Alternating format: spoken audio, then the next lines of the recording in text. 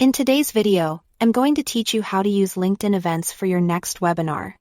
Imagine creating an online gathering that captures attention and runs smoothly from the get-go. That's exactly what we're diving into. To get started, head over to LinkedIn's homepage by visiting LinkedIn.com. A familiar place for anyone who's practiced in the art of professional networking. Once there, ensure you're logged in. You can easily sign in using methods like Google, Microsoft, or your email and password. If you're someone who prioritizes security, LinkedIn might prompt you to enter a verification code sent to your phone. Thanks to two-factor authentication. While it might be a tad time-consuming, this adds an essential layer of security to your account. After logging in, you'll notice the home icon at the top of your screen.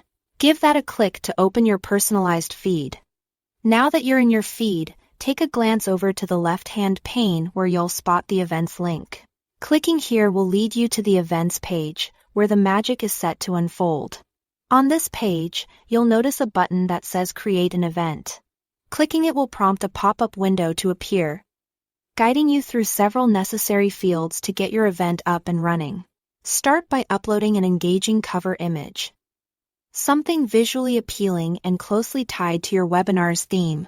This sets the stage and serves as the first visual hook for your audience. When asked about the type of event you're hosting, make sure to select online since we're focusing on setting up a webinar. If you happen to have access to LinkedIn Live and wish to stream your webinar, opt for this feature. LinkedIn Live allows the seamless use of third-party tools to broadcast your video events.